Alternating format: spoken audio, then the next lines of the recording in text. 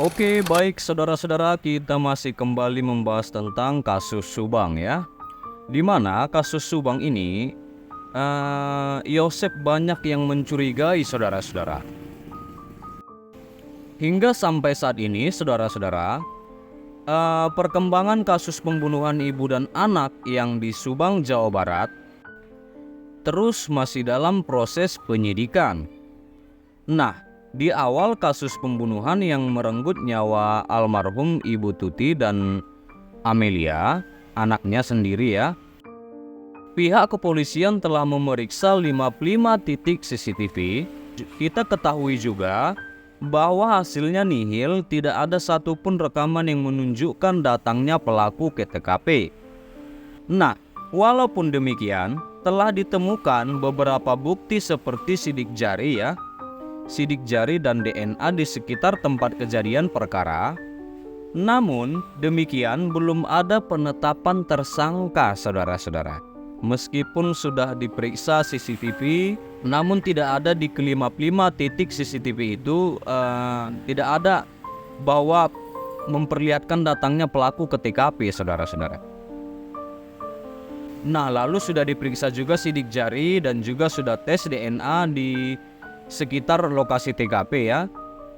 Nah, ternyata seperti yang kita dengar bahwa ada satu cara yang dimana hasil DNA keturunan dari korban ya.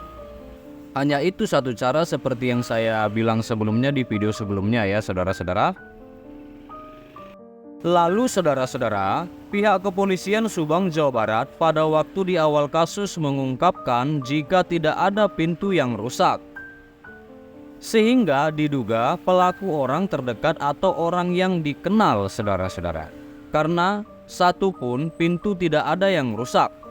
Ya, berarti otomatis mereka mengetahui lokasi, mengetahui dana lokasi rumah tersebut dan mengetahui semacamnya ya. Banyak orang yang peduli ataupun para pemerhati dengan kasus Subang ini beberapa waktu yang lalu membahas kembali terkait perkembangan kasus Subang ini saudara-saudara. Termasuk juga Anjas membahas terkait pernyataan Yosep 1 tahun yang lalu ya, meminta keadilan kepada presiden dan terkait rumah TKP pada saat itu belum diserahkan kepada pihak keluarga. Pada saat itu Yosep menunjukkan saudara-saudara, menunjukkan tangisannya mengingat 1 tahun belum terungkap siapa yang membunuh anak dan istrinya. Iya. Nah, tapi saudara-saudara, yang menjadi pertanyaan itu adalah kenapa Yosep menunjukkan tangisannya walaupun tak menjatuhkan air mata saudara-saudara. Tetapi ya saudara-saudara, andaikan ini dilakukan Yosep jauh hari di awal-awal ya kasus ini muncul, karena di bulan pertama, kedua, ketiga lihat komentar-komentar masih banyak yang curiga bahwa Yosep bagian dari pelakunya.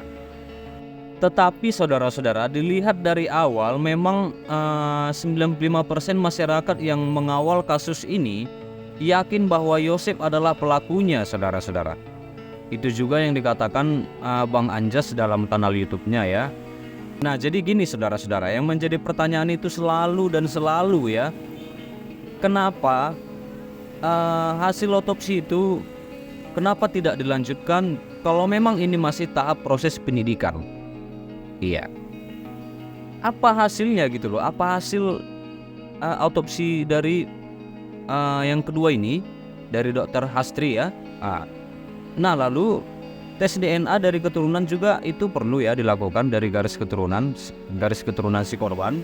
Nah, lalu hasil otopsi yang kedua ini yang menjadi pertanyaan saudara-saudara. Kenapa tidak diungkapkan ke publik agar masyarakat juga tahu, karena kasus ini sudah menjadi sorotan, ya kan? Bukan menjadi sorotan di setiap daerah aja. Sepertinya seluruh Indonesia mengetahui kasus ini saudara-saudara. Iya. Kenapa sampai ini bulan depan sudah 2 tahun ya belum terungkap juga, masih terus dalam proses penyidikan. Wah,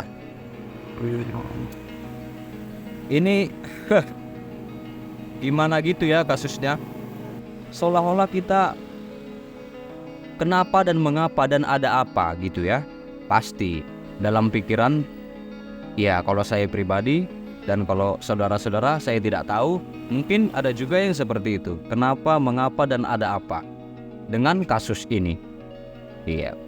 Nah, jadi itulah saudara-saudara, sampai situ dulu berita terkini dari kasus Subang, di mana bahwa Yosef banyak yang mencurigai dari komentar-komentar netizen, komentar-komentar masyarakat ya, seperti yang saya baca juga seperti itu ya.